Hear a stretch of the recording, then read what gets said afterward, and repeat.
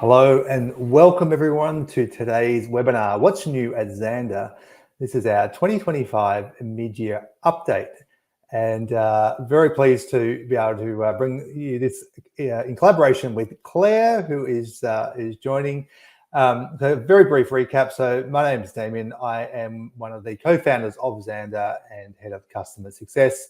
I'm also a registered psychologist and in the past a co-founder of a psychology group private practice.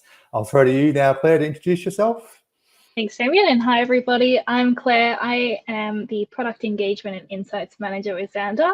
I've just ticked over 11 years with Zanda, and in my 11 years, I've had a few different roles, including starting out in customer success, importing data for new customers going to Zanda, and more recently as a product owner before switching into my new role. So I'm very happy to join you today to go through the new exciting features for Zanda.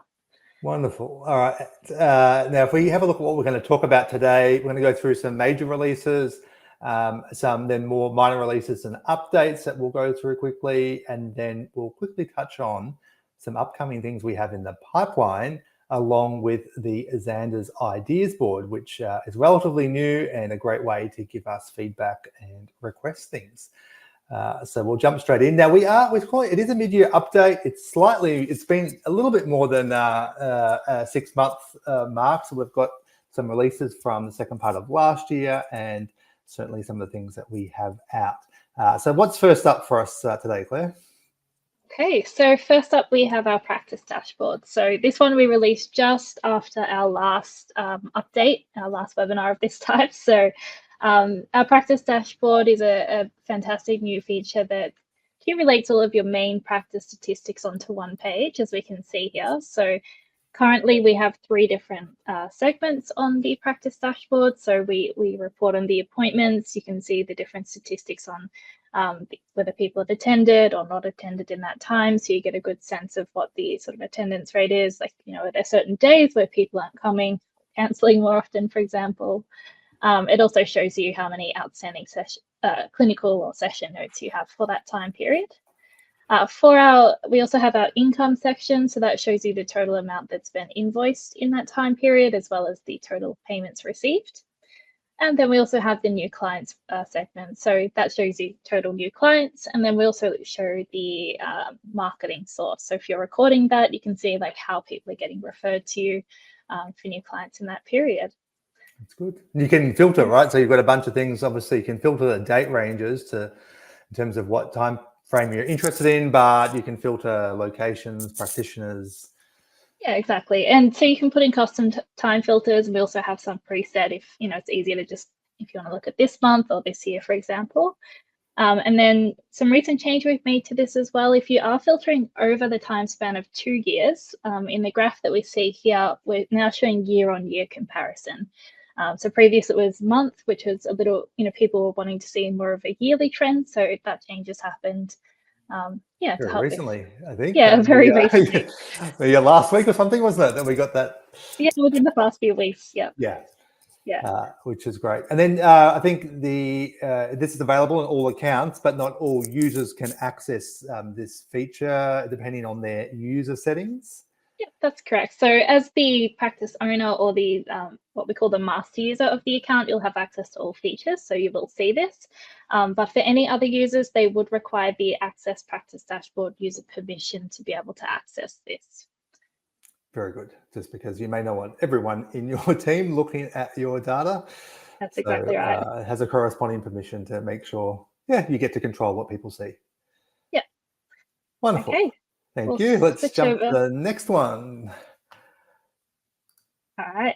BizzyAI Scribe, which is one of our most exciting releases of this year, I will say.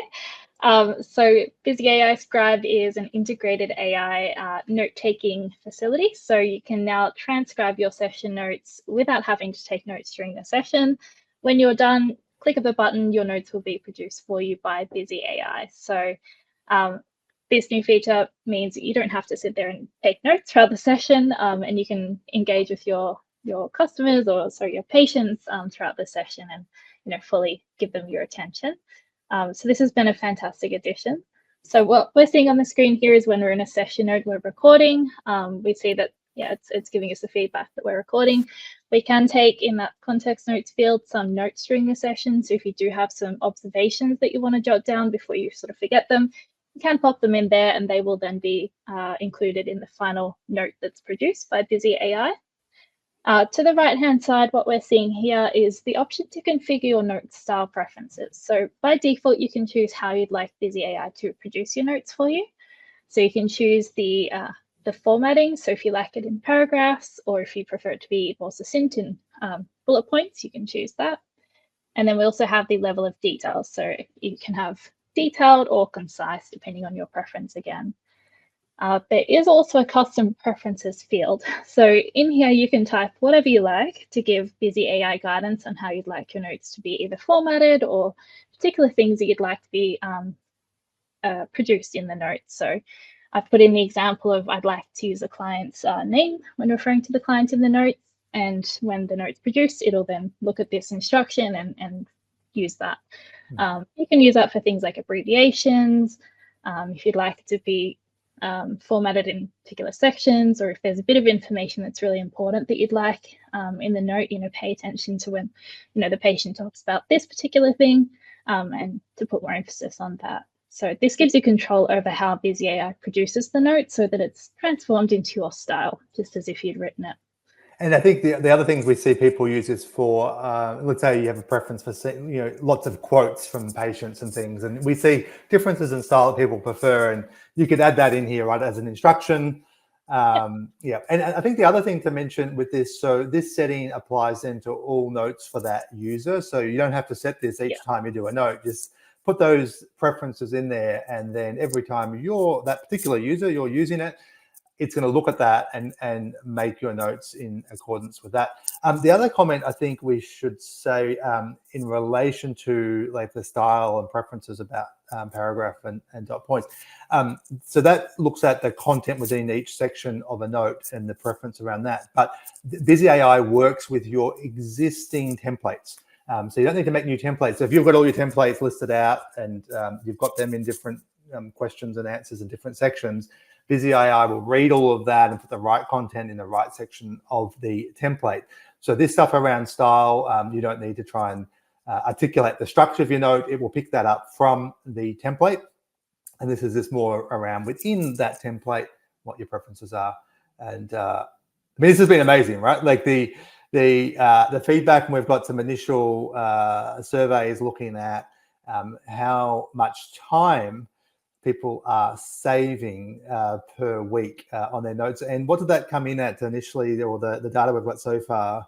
Yeah, it was an astounding average of 5 hours per week. Yeah, just amazing, right? So even if you were charging, say, $150 an hour, and depending on the professions, many professions are higher than that, some are lower than that, but that adds up to something like $750 a week. And if we were assuming say 4 weeks a month, that's around $3,000 a month saving in terms of time. So just amazing, right? Like the impact. And I would say, like, looking at our feedback, this is probably the most emotional feedback, positive emotional feedback we've ever had, right? Like people are like actually use like, this amazing descriptors to say, you've given me my life back, or I've got tears in my eyes. This is so good. And I mean, that's great to see, and been a really good feature to bring out. It's been absolutely wonderful, especially to see the real world impact that it's had for our users. Exactly what we wanted it to have, to save people time, allow them to engage with their patients during their sessions, and it really is proving to do that, which is amazing. And we won't talk too much about the security and privacy element of this in today, because we really want to go through a whole lot of things to give an overview of all the features that we've released, or some of the key features we've released. But other than to say, we've done a dedicated webinar on BizzyAI, and in there, and in much more detail, we go through the security and privacy elements. So it is compliant with all the requirements and all the major markets that we operate in. We put a lot of thought into the design of it, how it works, how information flows, the encryption, the AI partners we use, making sure data can never be used for training or never leaves our environment.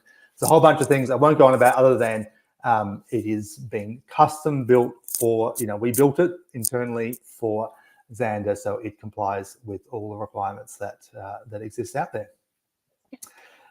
There's one other thing I think we want to cover on this, so the refine component. What can you tell us about that? Yeah, so BizzyAI Refine is the accompanying feature for the Scribe. So with Refine, you can use this to basically interact with the AI to ask it to do whatever you'd like to your notes. So if you have written some draft notes by hand, for example, and you wanted them to be written more eloquently or put them in a paragraph format, you can ask the BizzyAI Refine to do that for you so that you don't have to do it. We've put some preloaded sort of options there if you want to make it more detailed or less detailed or add quotes. But again, you can use this however you like.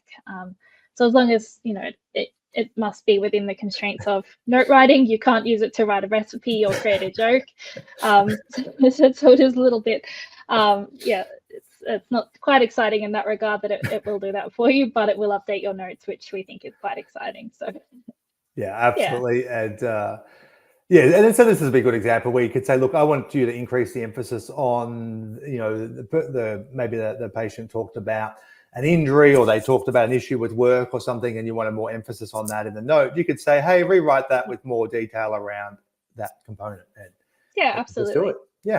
Yeah, great example. So makes it much easier, and means you don't have to do as much, if any, individual editing. And that's the other thing we should comment on, of course, is this actually drafts it for you, and it drafts it in the same sort of interface, that you're used to looking at in your template. But you can actually go in and modify the note as well. So if you want to change a few things or add something in yourself, you can always do that just the way you always have. Yeah. All right. Very good.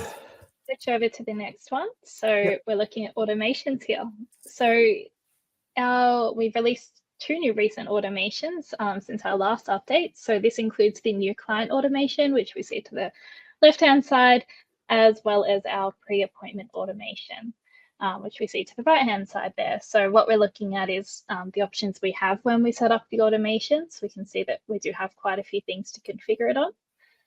So with our new client automation, you can choose for this to go out immediately after you create a client, or you can choose it to be an amount of days after they're created, so 1 or more days.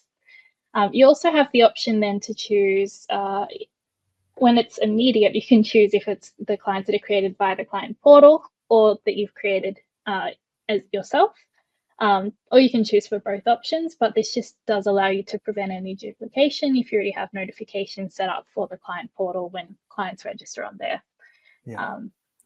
And then so a use case on this scenario might be a new client registers on the client portal, and you want to send them some forms, some information about the clinic, or as part of that kind of onboarding of the patient, right? And the same if someone rang up and you book them in manually, you want, instead of having to go in and click to send them a template or something, you could say, hey, when we get a new client in the system, this pathway or that pathway, send them out these forms, and then all that admin is taken care of automatically for you. Is that about the summary? Exactly. Of it? Yeah. Awesome.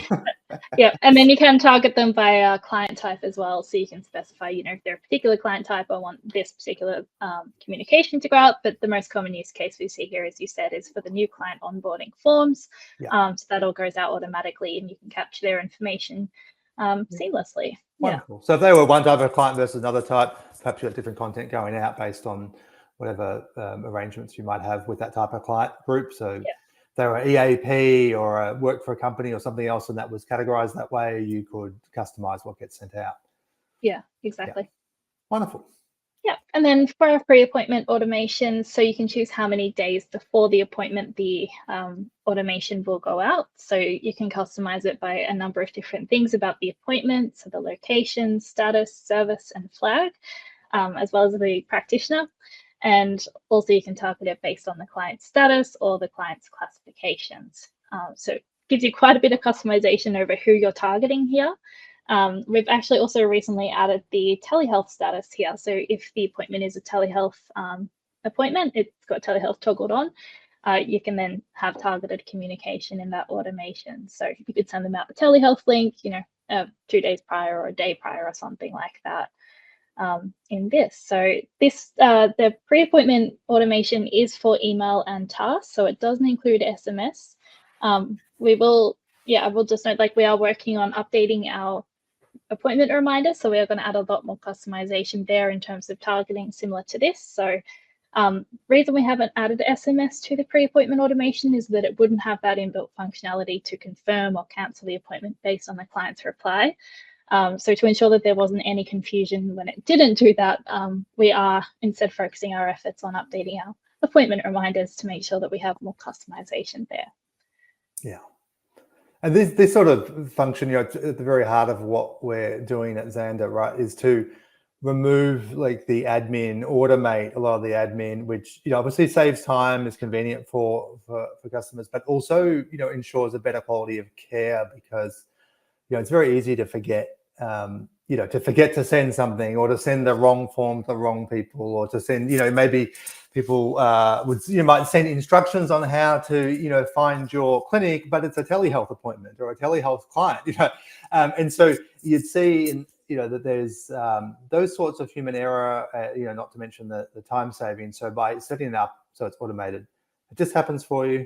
And whether you're large or small, solo practitioner, awesome, or if you have an admin team, then the admin team can do things that are sort of higher value, and you can have your clinic running automatically based on all these different triggers. So hugely important feature, and we've been building this out, right? So we get a lot of feedback, and it's great. Like, okay, I want these sort of triggers. I want to be able to say target based on certain things. So do keep that feedback coming, and we'll tell you a little bit more about how to provide that feedback and vote on your favorite things towards the end of today's webinar. Yes, and I will just add, as you said, like, we are continuing to build on automations. So that means adding new automations, adding new filters to automations. So you'll continue seeing change in this area to build it out. All right. Very good. Switch to the next slide. Okay, so we're looking at shared profiles. So again, this one was released later last year. But this feature was something that was heavily requested to be able to manage mainly like couples therapy.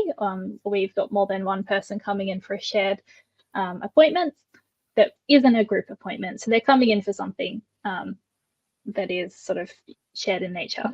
So in that sense, we've created the shared profile.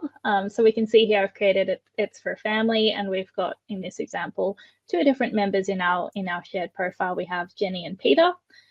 So in this example, they're both attending appointments together. Rather than having to put an appointment for Jenny and one for Peter and have two invoices, you can now create this shared profile and link the members to it. And then when they're coming for their shared therapy, I can create one appointment for the Bell family, and that assumes that both Jenny and Peter are coming to that. We have one invoice. We can send out reminders to whoever wants them. So we can see here, we can configure which member wants to receive the appointment reminder. And then we can write one session note contained within that shared profile. So it means that rather than handling a lot of different pieces of information for multiple appointments, we just have the one, and it's all contained within that one profile. Yeah, and it has some sort of medico-legal implications as well that this feature helps resolve, because if people are receiving treatment individually and combined, and there's a subpoena or a court request and things for notes, this makes it very clear what sessions belong to which party and or a combined party. So this is a very useful function from that point of view as well. Yeah, absolutely. Okay, let's switch across to the next one. So this is our portal forms page. So for those that are using our client portal, which is many of our users at Zanda. So we're now in the majority. Just on that, we have well and truly the majority of our customers are now using the client portal. Is that, am I right in that? We look at this, I think, like a week ago or so, and yeah, absolutely. There's the majority of people do have their client portal enabled, which is fantastic, and making use of this, which is a brilliant feature for your clients to be able to come and either book appointments or access this page. We'll look a little bit more about the new settings on the next slide.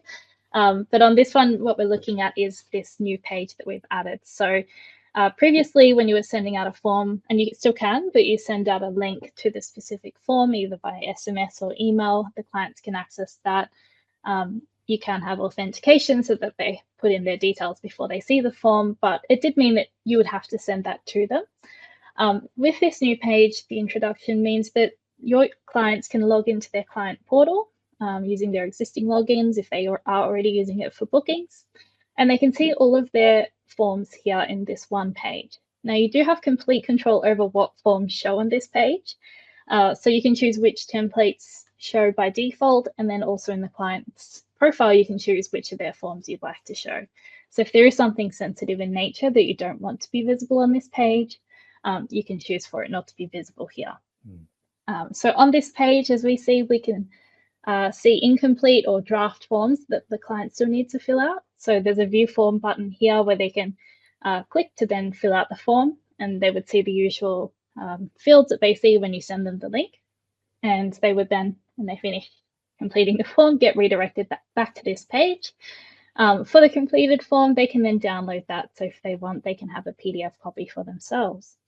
So yeah, this gives them an oversight over their forms that are outstanding, for example, whether they can come into one place and get them all completed. Yeah, and saving you having to send them out. Very good. All right, on to and these related. I was just going to say, I think the comment on that is around all the features we're talking about, and particularly this stuff with the forms. It all comes from user feedback, right? So we hear from our customers, and they sort of say, okay, that's good. Now I'd like this, this, and this, or this is where maybe there's a sticking point in their workflow, and this idea of having forms available via the portal and being able to download were directly as a result of people giving us feedback and telling us what would make operating their practice more smoothly. And when we see that there's a sort of consensus around, or you see people asking for the same sorts of things, we're like, aha, there's an underlying need here, and then we build it out. Okay, sorry, I interrupted. Let's jump into the other portal settings. All good. All right. So the other change that we've made, similar to the last slide, is the updated portal settings page. So if you've gone in to change your portal settings in the last few months, you would have noticed this nice, clean new page. It not only looks better, but the functionality is better. So previously, for your client portal to be, let's say, on or enabled, you would have to have online bookings enabled. And that didn't quite work for everybody. We did have some people that didn't perhaps want their online bookings to be available, but they did want their clients to be able to come in, view all their invoices and pay for them, or perhaps look at this new portal forms page without having to have the option for online bookings enabled. So the change that we've made with this new portal settings page is that you can choose for any of these items to be on so that clients can access the portal without having online bookings enabled.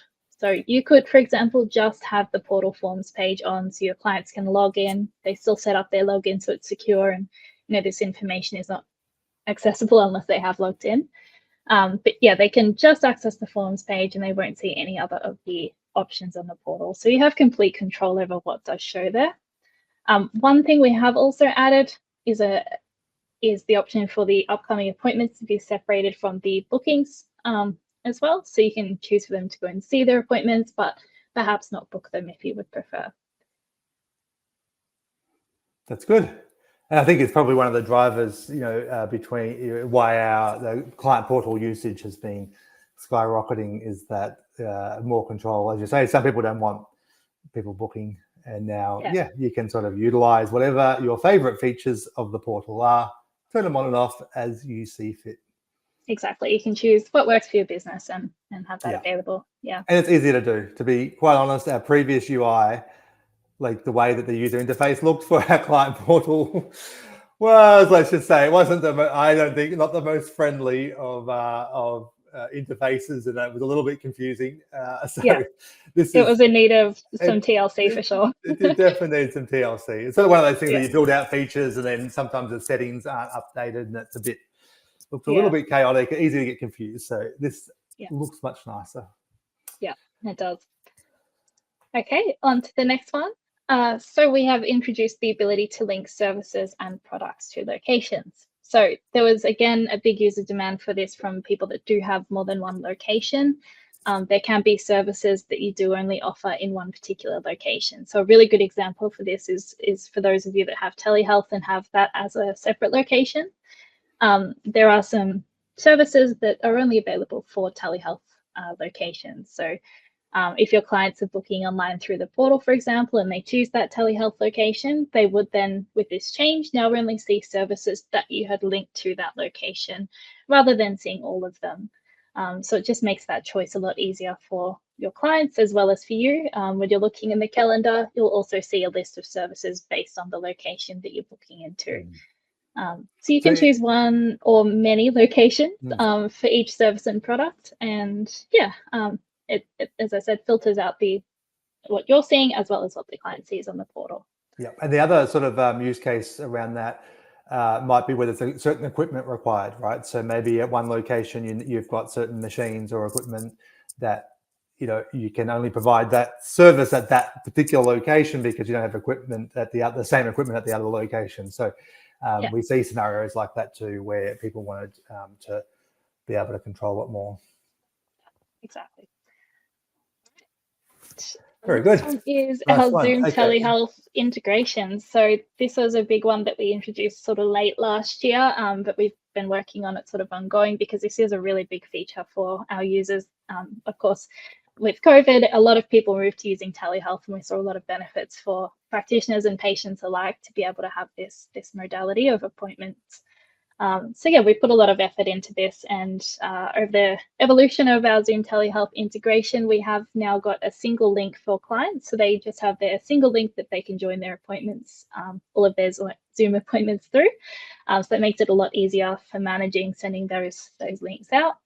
On the portal appointments page, so if you do have that enabled for them to see their upcoming appointments, we've now also got a link there for them to join their Zoom calls or their telehealth calls.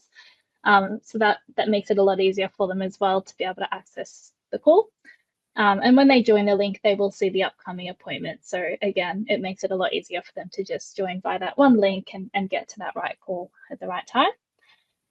The other thing to note here is that it is automatically enabled based on your location type. So if you have a location for telehealth that has that location type that's set as telehealth, and you book an appointment in that location, it is going to automatically enable telehealth for you. So you don't have to turn it on for those. So it picks it up intelligently. Yeah. And I think the other, and we've talked a little bit about in the past about why we moved from what we had before to Zoom. So I won't go through all the detail, of that. But one of the factors was around the quality and consistency of the calls. And so with the previous technology we were using, it was a lot more sensitive to the quality of the internet connection, and there was, but on either end, practitioner or on the client end. And so what we monitor, of course, the feedback that we get. Both we have technical tracking that tracks the call quality, and then we also have our overt user feedback. And we're seeing on both metrics that the use of telehealth has gone up and up and up. And since we've sort of moved across to Zoom, all the stats are showing that the call quality, and the report of issues is much lower. So there still can be little things that happen, like sometimes there can be stuff, but we keep a very close eye on that. But the performance is now way ahead of where we were and where we could have gotten with the other technology that we were using. And the other side of it, similar to the comments we're making before about BizzyAI, with Zoom as well, the way that is set up and that's configured, and the contracts we have with Zoom ensure that it complies with all the requirements for privacy and security that apply, all around the world in all the areas that we operate. Years and years ago, when Zoom was sort of more of just a commercial, entity for certain types of business, when we assessed it, it didn't meet those requirements. Over the years, Zoom have updated and upgraded and have specialized in health, and the way that it's all set up now, and they have done now for some time, complies with all the requirements that we have as health practitioners. So that we sometimes still get questions on that, and just to let you know, something we definitely pay very close attention to, and is operating really well. Okay, now we are going to move on to some of the more what we're saying minor releases and updates. So they're still things that are important, but are sort of smaller changes. And I think we're going through all of them. We've got a bunch to list, but there's so many. We've just had to pick the ones that are probably most visible or most useful. Yeah, exactly right. So one of these that we put up more recently is in the appointment filter or the calendar filter. We've added the resources. So you can now choose to filter out appointments that have a particular resource item or any resource item in a resource group, so that you can see not only visually in the calendar, but you also get a little counter. We can see that little red notification, and that actually shows us a count of appointments that meet your filters. So this means when you're looking in your calendar, there's quite a few different use cases, but one might be that I need to see, all appointments that have a particular resource linked. I might want to see everyone that was booked into this particular room. And maybe that's just because I want to book into that room, and it makes it a lot easier to see when it's available. So it helps to be able to, as we can see on the screen here, the appointments that don't meet the filters are not as visible. So you can still see them, but the opacity is really reduced. So it makes it a lot easier to then see the appointments that meet your filters. So you can use these resource filters in conjunction with the other existing filters. So we have filters for the invoice status, the note status, and any appointment flags you've set up. So it gives you a lot of control over what you want to see here in these filters. I think one of my favorite things about the filters is that note status one that you just mentioned, that you can see whether it's you yourself or whether if you're the practice admin, you can actually see the status of whether notes have been done or not, or the status of note for each appointment. So you can filter and say, hey, are there any, look at my appointments this week or today, show me any that haven't got the note completed or note drafted, depending on what you want to see. And the fact that you can see that, like, goes, oh yeah, I haven't finished that one. Or if you're managing a practice, you can actually see and follow up with anyone that may not have done their notes for an appointment. So very, very cool feature. I know from my days running practices, that was always a concern, both, personally, have I done all my notes, but also when you're responsible for a practice, you want to make sure that everyone's on top of what they need to be doing. So one of my personal favorites. Yeah. All right, switching over to our next one, we have introduced the option for our Google Calendar sync. You can choose now to de-identify the client details that are syncing across to Google. So this means that the client name won't be synced across if you have enabled this. So instead, we just send the initials to make sure that you don't have those client details sending across to your Google Calendar. Yep, that's an important one that we were getting requests around and thought we should build that.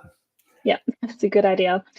All right, next one is some ongoing user permission changes. So we have been moving our permission changes into more granular is what I'm looking for, more granular permissions. So we've listed them all here. I'll just go through them briefly. So first of all is the ability to access referrers and third-party profiles. So that there was a need from our practitioners or practice owners that they did want the permission handling for who can access these profiles to be separate to that of clients and other types of profiles, because referrers and third parties are people that are giving your business, so that information can sometimes be important to control. So that is now its own permission, so you can choose who can access those profiles separately to the client access. Next, we had accessing the log file. So this, if the permission is enabled, would give the user access to view and audit the activity in the log file, so for all users. And the next one was splitting out the access to the reports into two separate permissions. So you can now control if users can access financial reports or if they can access reports with client details in it. So basically anything that's non-financial. So that does mean, for some practices, they didn't want their users to be able to go in and view their financial reports, which makes complete sense. So you now have that control, but you can still let them go in and view reports on their appointments and new clients, etc. Next is the ability to view all users' notes. So for those practitioners that are accessing notes within a client profile, let's say that it's a shared client profile, so they see a few different practitioners at the practice. This permission gives the practice owner control to choose that the practitioner can view only notes that they have created. So rather than seeing all notes within that client's profile, they would only see notes that they had created. Now there is an override in the client profile if you do want to make some changes to that so that they can see notes written by some users or this particular user, you can still do it. But it does just give you that control over ensuring they're only seeing what they should. Yeah, and it's that it comes back to that kind of need to know requirement that, because there are those scenarios, right, where you're sharing and it's very important that multiple practitioners are able to see each other's notes, and particularly when there's risk-related factors stored in the notes and so forth. But then just as equally, you can have scenarios where someone's seeing multiple professionals and it's not appropriate that maybe perhaps the dietitian doesn't need to see the psychology notes. So that way it allows for that level of kind of configuration. Yeah, and the main need was with those different sort of practitioner types, as you mentioned, not needing to see each other's notes. So yeah, that was the main sort of use case for having this permission. Yeah, and then last one is the ability to change the assigned practitioners for all clients. So this allows, if the user has this enabled, it allows them to change the primary practitioner, assigned practitioners, or users with access. So there's 3 different ways to control who can view the client profile. But it gives them the ability to configure that. Previously, it was just the master user, so now it means that more people can have control over that. Now, this is an important feature to have control over because it does then determine who can access that client profile and see the clinical information. So, yeah. So this would be like perhaps a practice manager or someone might be given this level of access. Yeah. Right. Yeah. That sort of a trusted person that, might administer, but saves the master user from having to do all that. Yeah. themselves. Yeah. Which, is often the practice owner. So it allows that to be delegated. Yeah. Shares a responsibility a bit there. Okay, on to the next one. So we've introduced an inbuilt method to link your account to another Zanda account. Now, for most people, that might sound a bit scary and absolutely not something you want to do, which we understand. But we do have, particular, so virtual assistants, for example, do link to many different Zanda accounts. And rather than having to log in and out of each account separately, this linked account option allows them to log in once and then easily switch into these different linked accounts without having to put in the username and password every single time. So this was previously something that we managed on behalf of our accounts. So they would need to contact us with giving us permission from both ends, to access and to give access to the account. But as we got more increased demand for this, we've put it in here so that it can be self-managed. So you have control over requesting somebody to access your account. So you generate a request code. The other account would then put that code into their account to join them together. You can then also remove accounts at any time so that they no longer have access to your account. So it gives you complete control without needing the Zanda support staff to help you with that. Yeah. Of course, they are there to help if you do have any issues, but it just means that you don't need to rely on them to set it up for you. And I think the 2 scenarios is the one that you described with the with remote admin or with virtual assistants, and the other is that if people have a chain of practices or they have a franchise, and there are circumstances where you need to be able to access all those different accounts but without logging in and out, then this really sort of allows that. So we see, as we see more and more sort of larger practices sort of either franchising or opening locations all over their region, this makes it particularly convenient. And like you say, it doesn't have to be done by you've got direct control over it rather than the our support team turning that on and off for you. Yeah, exactly. All right. Next one is in regards to our US claiming. So we had a few different changes here, including adding code modifiers. So we've added the ability to add these code modifiers to a few different places. So you can add it to your services, to your practitioner, on your invoice item itself. And when these are added, if you either create the CMS 1500 form or create a claim, these modifiers will then be applied for you. The next change that we can see here in the screenshot on the page is the insurance eligibility check. So you can, if you're enrolled with our clearinghouse Apex, now insurer, you can choose to verify if these clients have insurance coverage. So what we see in this report here is it allows you to view based on your upcoming appointments. So you can say for the next 7 days, for example, I want to see which clients are covered with insurance so that you can proactively manage that before their appointment does come. Yeah, very good. And again, based on feedback, people need to an easy, convenient way of checking insurance status in a group like that without having to, you know, try and manually do it. So yeah, that's been good to have that out there, and it's saving people lots of time. Yeah. All right, and next is our rebranding. So this was a big change everyone would have noticed at the start of this year, and very exciting change for us to transition from Power Diary to Zanda. So with that name change, it also brought a new look and new design that we hope you've been enjoying in the app. So as we saw in like the portal settings page, for example, it not only includes a new design, but that design also takes into account the experience of the page. So as we're going through, we are updating the look of Zanda, but also the experience of Zanda, and making sure that, you know, we're grouping things, we're relabeling things to make them, you know, make a bit more sense, or updating sort of the position of things to make it just work a bit better and for the app to run more smoothly for you. So this also includes updating some of our front-end technology to make it more maintainable and in line with the newer design standards, and to make it easier to maintain going forward.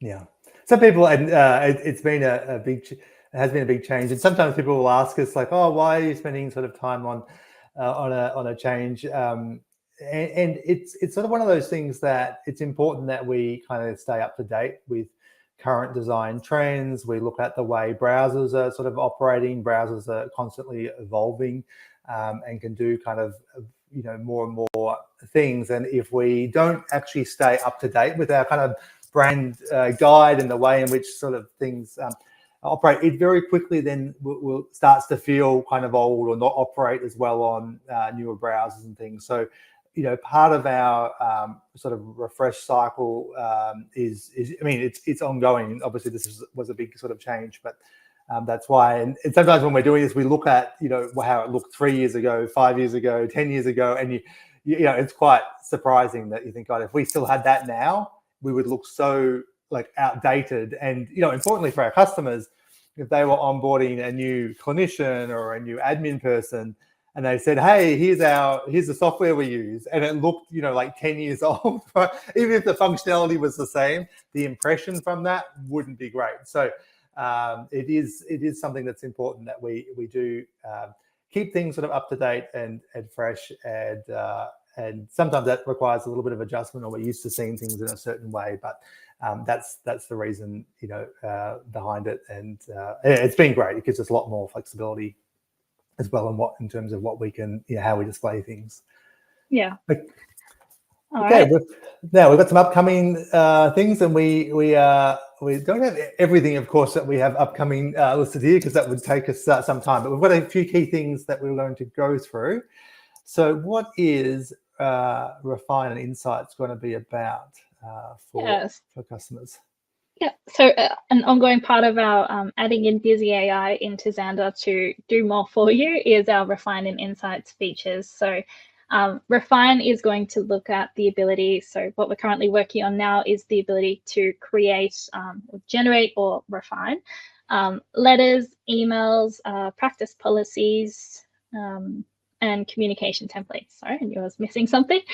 So that will have similar functionality to what we looked at with the BizzyAI Refine in the notes. So you can either generate content or you can refine it. So that one we're looking at getting out relatively soon. We are going to go up to a sort of beta release and get that tested and get feedback before we put it out more broadly. The next step that we're looking at is Insights. Now, this is going to be an ongoing development of quite a few different features, but the initial stage that we're looking at here with Insights will be when you're in the client's profile. If you're generating a client's letter, for example, you will be able to draw on insights to produce a letter that looks through their whole client record, basically, and creates a letter for you that could summarize any information. So, for example, it could summarize their treatment over the past 6 months, or it could summarize their presentation. Anything like that, it will have access to that information in the profile to produce a document for you. The next step of this will be sort of an interactive chatbot, we may say, with the client profile. Again, it'll have access to that client's profile and all the information in there so that you can ask it anything about the client, whether that's when the next upcoming appointment, or can you summarize their treatment, or tell me about their diagnosis. It's going to give you that information quickly, and you'll be able to access it anywhere within the client's profile. So this is going to be a big game changer. If you're writing notes, for example, you can just ask it a question without having to hop out and check or maybe read their last few notes. You can just ask for a summary. So yeah, that'll be amazing. And I think you'll be able to also ask questions about maybe you mentioned something 3 sessions ago that you haven't followed up, right? So you could actually ask questions about, are there any things that I was meant to do, or that because it's easy for treatment to kind of go off on different tangents, and it's hard sometimes to remember to bring that back. So you'll be able to ask questions like that as well, and get that kind of feedback and get input. Now, in terms of, just again, not to harp on it too much, but from a security, privacy point of view, this is extremely tightly managed. And well, it'll have access to those previous records, as you were just saying, Claire. The way that we manage that data is very tight. Doesn't leave our environment. Doesn't go to like an AI model running outside of something that we've got control of. And we'll put more information out about this. But to anyone watching who's thinking, what, it's going to have access? Well, one, you can turn it on and off, so it's up to you whether you use it. But also, we are paying, as you can imagine, extreme attention to making sure that what we do and build and put out there is safe and compliant. Yeah, absolutely. Okay, now next thing, which is very cool. So Practice Hive Team Chat. Yes, so this will be the ability to basically have a chat within Zanda. So you'll be able to have instant messaging with any other users in Zanda. In your account. Within your account. Not everybody. Very good point. Within your account, all users within there, you'll be able to have access to message them. So, if you need to tell one of the practitioners, if you're an admin or receptionist, that, your patient's arrived, you can do that and they'll be notified. So that's just one example, but there's obviously a lot of different use cases for this to be able to have this instant messaging. So initially it'll be one-on-one, then we are going to add groups. So you can have multiple people in one messaging thread, but then we are also going to have channels. So you can have like a dedicated company channel, or a particular announcements channel, or something like that. So that's going to streamline communication to all happen within Zanda, which will be brilliant. And because it's in our environment, so there are third-party external apps, right, that do this sort of thing outside of, but the difficulty is that they're not compliant in terms of health information, right? So, and also it's another piece of software people have to log into or have. So this will all be contained within Zanda, which means if you want to send a document or a report or something internally, then utilizing the Zanda function, because it's all within our environment and we'll have the same security, encryption, everything over the top of it, then you can do that without exposing risk. And that's one of the things what we observed, is that people might use third-party stuff or and it's not secure or compliant. We're like, that's not great. And we can actually build that internally. So it will be amazing. I can't wait for us to get that out. Absolutely. Next one is an integration with an e-prescription provider. So initially this will be for our Australian market. So there are different e-prescription providers in different regions. So we are starting out with Australia, but we'll expand that in the future. But yeah, this integration will allow you to access and produce e-prescriptions for your clients, so that you can manage that within Zanda. Very good. And client portal? So the next one is our configurable client portal branding. So with this one, you will be able to control how your client portal looks. So you'll be able to choose the different colors, upload different sort of images, and have more control over it to make sure that it does fit in with your branding. So when people are going from your website onto the client portal, there's a more seamless experience there, and it does map within your own brand. Very good. Yeah, next one is the ability to pass on the Stripe processing fee to your clients. So this is a heavily demanded one, and one we hope to release very soon. So for those of you that are using Stripe to process payments, this option will allow you to choose to pass on a small processing fee as part of the charge on your invoices when you are processing a Stripe payment. So that'll happen automatically for you if you do choose to turn it on. Very good. So that's a little taste of the upcoming features that we have. And like I said before, in the interest of time, we can't go through them all because we're coming up on 50 minutes now. But yeah, lots of cool things in the pipeline. Yeah. Okay, so we have an ideas board. How does this work, Claire? Yeah, so this is another exciting thing that we've put out a few months ago, but the Zanda Ideas Board is a way for basically all of you to engage with us in a much more seamless process. So if you're logged into your Zanda account and you go into our help menus, you will see the option to submit an idea. When you press that, it will take you to our customer ideas portal that we see here. So what you can do here is not only browse all of the ideas that other users have put forth, you can add your own. So if there's something that you would love to see in Zanda that would make a task more, what am I trying to say? Improve a task. Improve the way you operate. Yeah. Thank you. I'm having a mental blank there. But yeah, if there is something you would like to see in Zanda, you can come in, add it as an idea on this board. Myself and the product team review this. It's part of our daily process. So we look at every idea that comes through here. You'll regularly see me and others commenting to gain more clarity on things. Like, we really want to understand what your need is to make sure that we do understand that and can accommodate that as best we can. This then goes out and it's visible to all other users, and you can then vote on it. So you'll see what are the most voted ideas from other users. You can add your vote to any other ideas that would help you manage your practice better. And yeah, this is what we're reviewing regularly to pay attention to what our users' needs are, and this helps inform our product roadmap ultimately and the changes we make to the system. So we really strongly recommend everyone to hop on here, share your feedback with us. You know, we really want to know like what you would like to see to improve your Zanda experience. And to do that, they can go across and click on the main menu, right, in logged in to Zanda. Yep. So they click on help and submit an idea. So they'll see that on the left-hand side menu in Zanda. Yeah, and it will carry the login. So when you arrive here, you won't need to log in again, right? Like they're actually, so it's not like a separate system that you then have to register, remember a new username, password. We actually have it built seamlessly so that when you put an idea or vote, we can actually, that's all logged and recorded. So then we can also follow up too if there's a question that we have. Sometimes we're looking at ideas and we're like, oh, we want more information on this or that to really help understand what someone's asking for. And that allows us to do that. The other thing, just in a sort of bigger picture with this as well, we've always had tracking systems, right, for feedback. So people would send us feedback often via live chat or via email or Facebook group and whatnot. And we've always had, we've had a few different ways of recording it over the years. But we'd have these, boards, and we'd add counts to things, and we'd do a lot of this stuff behind the scenes. But we wanted to make it really transparent and really kind of evident and really open, so people could see, they could add to it and directly interact and see what people are saying.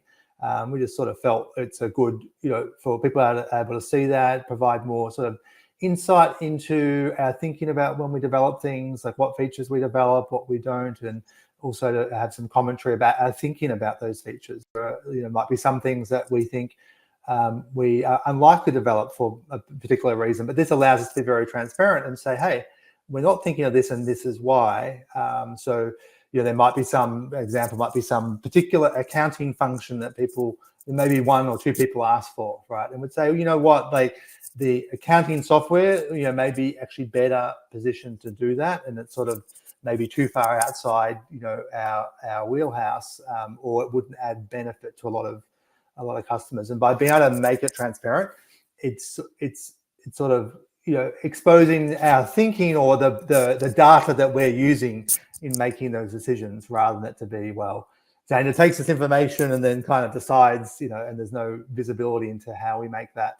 This is sort of just a nice way of engaging people very transparently in that process. And we enjoy it too. Like, it just makes it so much, we talk about this, every week in our product meetings, and looking at what people are saying, what they're asking for. And it just, we do the best when our roadmap is shaped by real customer feedback. And so this is a much better way of doing it than how we have done it.